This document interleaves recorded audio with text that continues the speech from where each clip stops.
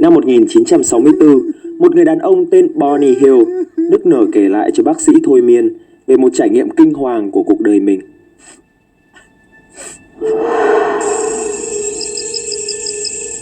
Một buổi đêm 3 năm trước đó, Bonnie và vợ mình, Betty Hill, đã bị một luồng ánh sáng trắng kéo lên không trung.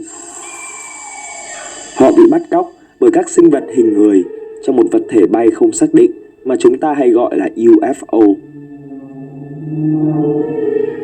Bonnie nhớ lại, cả hai đều bị lột sạch đồ và bị bắt thực hiện các cuộc kiểm tra sức khỏe. Những sinh vật được cho là người ngoài hành tinh đã bắt vợ chồng họ nằm trên chiếc bàn kim loại. Họ sử dụng những chiếc kim được nối với sợi dây dài rồi kiểm tra cơ thể của hai vợ chồng. Một chiếc kim lớn dài khoảng 10 cm được đưa vào bụng của Betty. Xét nghiệm thai kỳ này khiến cô quằn quại trong đau đớn. Sau 2 giờ đồng hồ kể từ khi bắt gặp UFO, Bonnie và Betty đã lấy lại được ý thức và nhận ra họ đang ở cách chỗ ban đầu 56 km. Theo CNN, đây là câu chuyện về người ngoài hành tinh nổi tiếng nhất trong lịch sử. Không phải là những người đầu tiên phát hiện ra UFO hay báo cáo về vụ bắt cóc, nhưng câu chuyện của họ đã thu hút trí tưởng tượng của cả nước Mỹ và được công bố rộng rãi đến mức giúp định hình cách công chúng nói về các cuộc chạm trán và bắt cóc người ngoài hành tinh cho đến nay.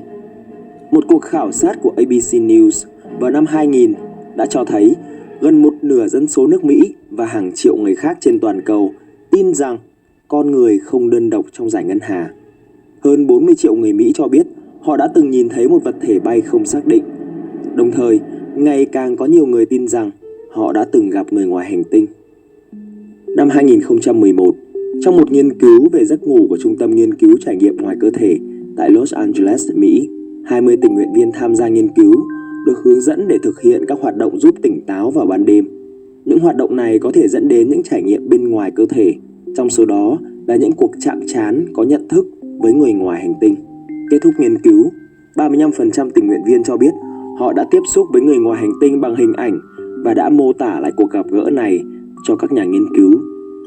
Richard J. McNally, một nhà tâm lý học tại Đại học Harvard, chia sẻ: "Theo tôi, hiện tượng bị người ngoài hành tinh bắt cóc cho thấy những cá nhân bình thường không mắc các chứng loạn tâm thần có thể phát triển niềm tin và ký ức sai lệch về những trải nghiệm kỳ lạ chưa bao giờ xảy ra.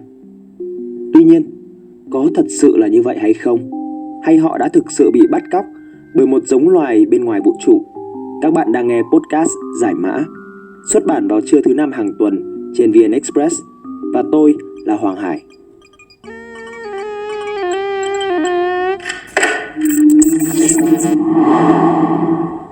Bên cạnh vụ bắt cóc của Bonnie và Betty, lịch sử đã ghi nhận nhiều vụ việc được cho là có sự can thiệp của người ngoài hành tinh.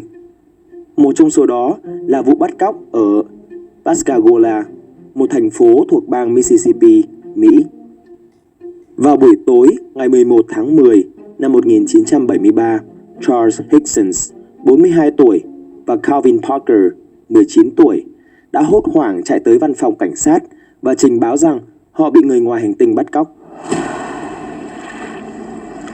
Khi đang câu cá ngoài khơi bờ Tây của sông Pascagoula, họ bỗng nghe thấy tiếng vù vù giống như hàng nghìn con ong đang bay đến.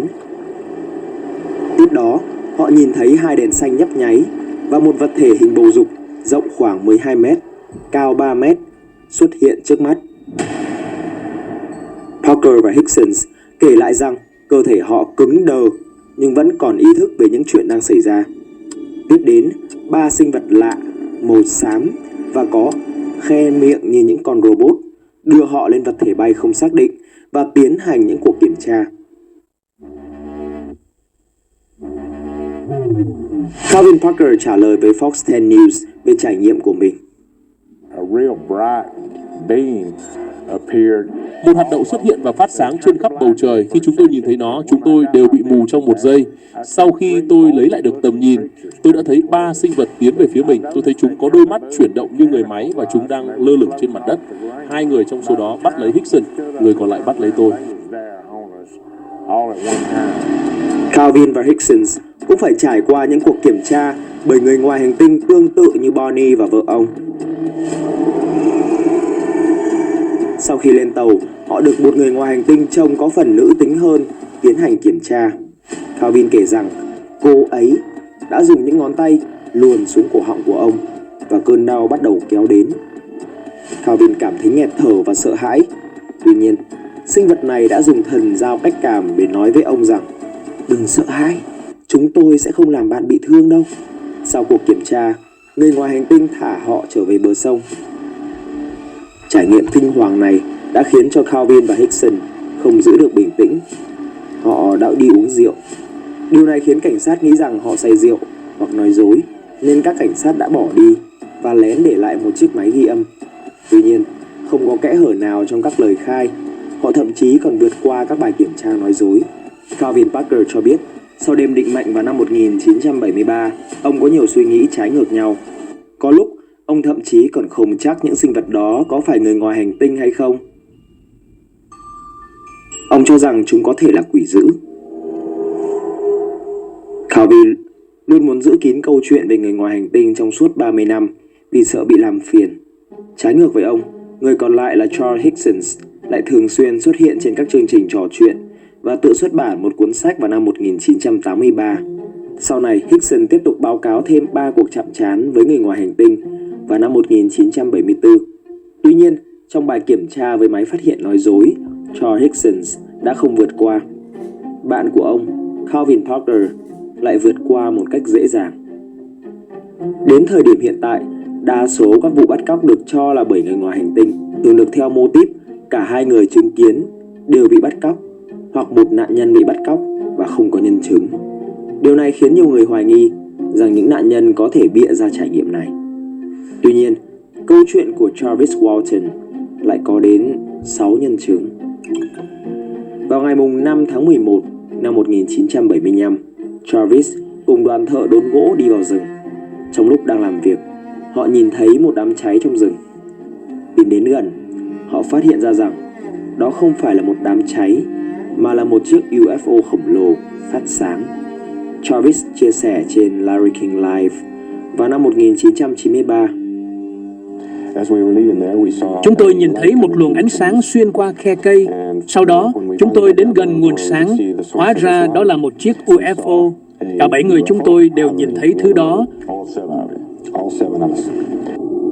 Trong khi những người khác sợ hãi, Travis lúc này chỉ mới 22 tuổi đã chạy đến phía phi thuyền, mặc kệ sự ngăn cản của các thành viên còn lại. Khi ánh sáng xanh chiếu vào, Travis biến mất. Những người thợ còn lại bỏ chạy khỏi hiện trường trong tiếng thất thanh. 6 người thợ đã trình báo sự việc với cảnh sát. Tuy nhiên, thay vì tin lời của họ, cảnh sát cho rằng những người này đã giết Travis và ngụy tạo nên câu chuyện. 5 ngày sau, Travis bất ngờ xuất hiện và nói rằng mình đã bị người ngoài hành tinh bắt cóc. Đây là vụ bắt cóc bằng UFO đầu tiên được báo cáo khi nạn nhân vẫn còn mất tích. Travis kể rằng khi tiến lại gần tàu vũ trụ, anh ta rơi vào trạng thái giống như xuất hồn. Còn tàu vũ trụ bắt đầu phát ra tiếng động lớn và di chuyển, nên Travis phải ẩn núp vào một khúc gỗ. Sau đó, anh ta cố gắng đứng dậy và bỏ chạy, nhưng bị một lực mạnh đánh trúng và hất tung lên không trung.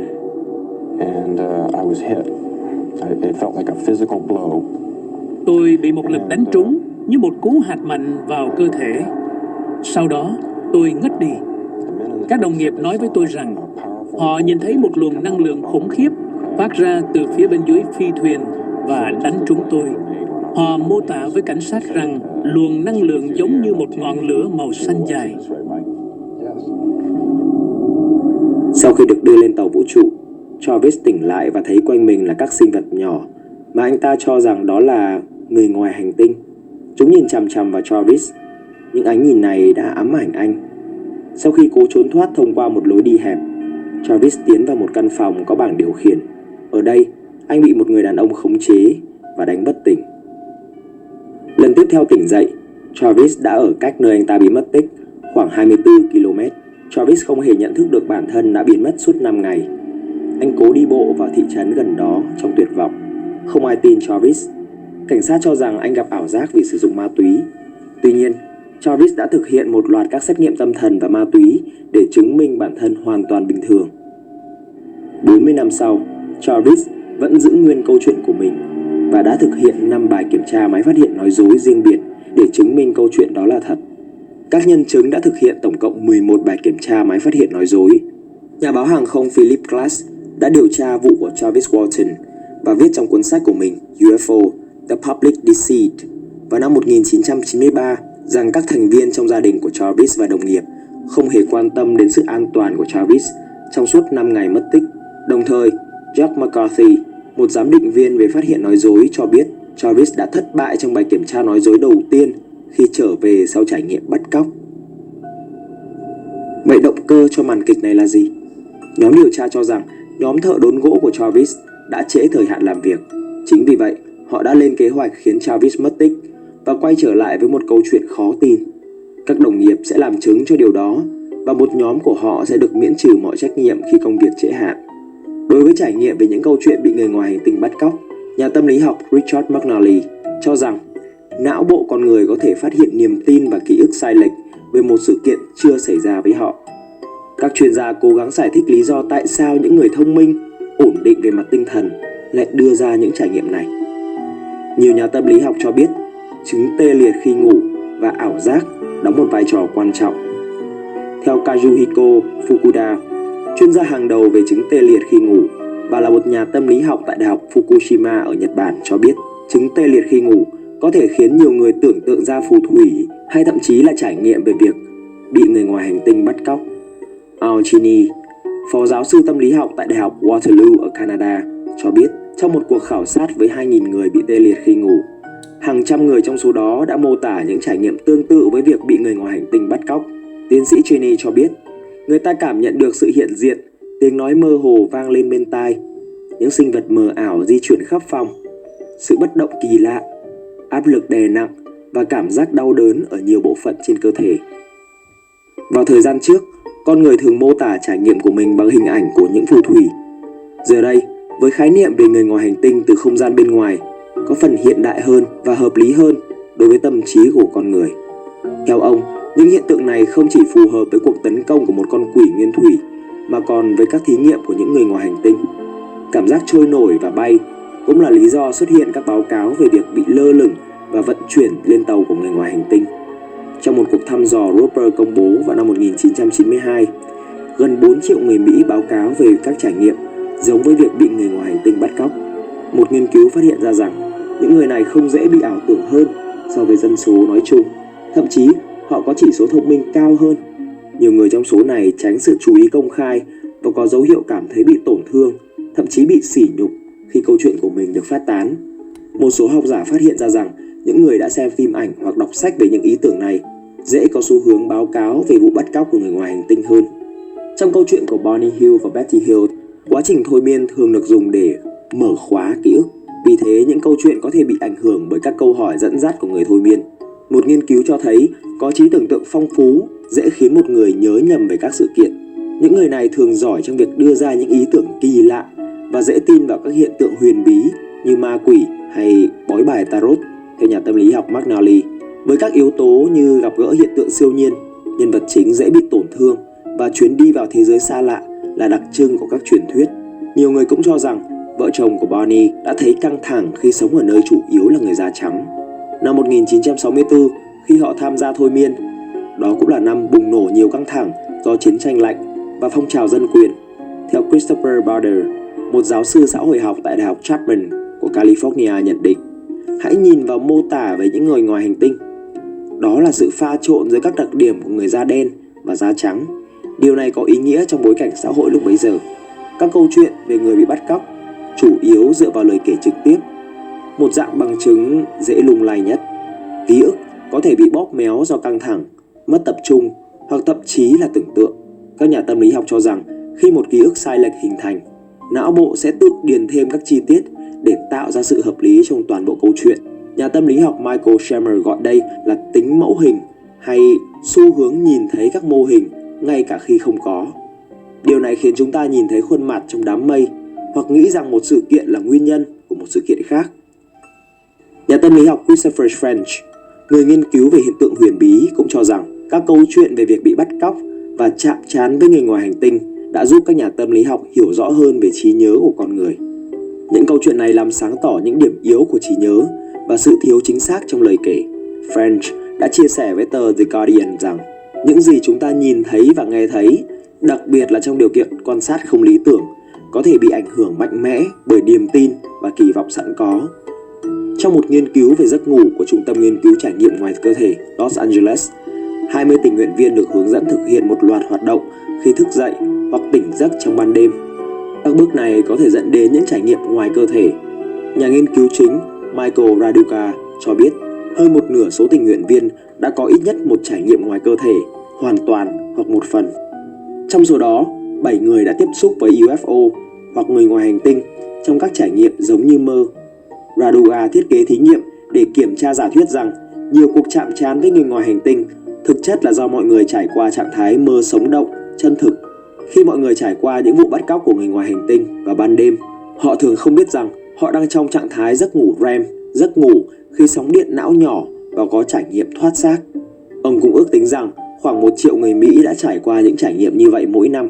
Raduca nói thêm rằng nó rất chân thực và mọi người không thể hiểu được nó xảy ra như thế nào. Nghiên cứu của chúng tôi chỉ ra rằng đây không phải là về người ngoài hành tinh, mà là về khả năng của con người, và điều này có thể xảy ra với bất kỳ ai. Những người tham gia được yêu cầu cố gắng tách khỏi cơ thể mỗi khi họ nửa tỉnh nửa mê trong đêm. Nếu họ mơ thấy mình đã tách khỏi cơ thể khi đang ngủ, họ phải tìm kiếm người ngoài hành tinh trong nhà. Nếu không thể có trải nghiệm thoát xác, họ sẽ ngủ lại và thử lại vào đêm khác. Một số người thành công ngay từ lần thử đầu tiên, một số cần 3 đến 5 lần mới có được trải nghiệm thoát xác. Không phải ai cũng làm được. Một số không thể vì đơn giản là quá sợ. Họ có thể tách khỏi cơ thể nhưng lại quá sợ hãi để tìm kiếm người ngoài hành tinh ở môi trường xung quanh, Raduca cho biết. Một người tham gia tên là Alexander đã nhớ lại lần tách khỏi cơ thể thành công của mình. Anh kể rằng, tôi cố gắng tìm người ngoài hành tinh, 3 người hiện ra ngay trước mắt tôi. Những sinh vật này dường như muốn dọa tôi và không có ý định giao tiếp. Cuối cùng, vì quá sợ hãi nên Alexander đã lấy lại được ý thức của bản thân và tỉnh dậy. Mặc dù nhiều bằng chứng và nghiên cứu khoa học được đưa ra nhằm bác bỏ về hiện tượng bị bắt cóc bởi người ngoài hành tinh, vẫn có số ít nhà nghiên cứu tin rằng đó là sự thật.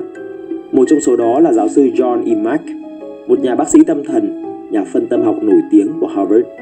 Vào đầu thập niên 90, Mack đã gặp gỡ các bệnh nhân khẳng định rằng họ bị người ngoài hành tinh bắt cóc và bản thân ông đã tin họ. Trong đó, ông khẳng định rằng những người tuyên bố bị người ngoài hành tinh bắt cóc không hề bị điên. Những người này không hề bị bệnh tâm thần hay ảo tưởng, và các học giả cũng như bác sĩ tâm thần có trách nhiệm cần không chỉ lắng nghe mà còn cố gắng hiểu chính xác những gì họ trải qua.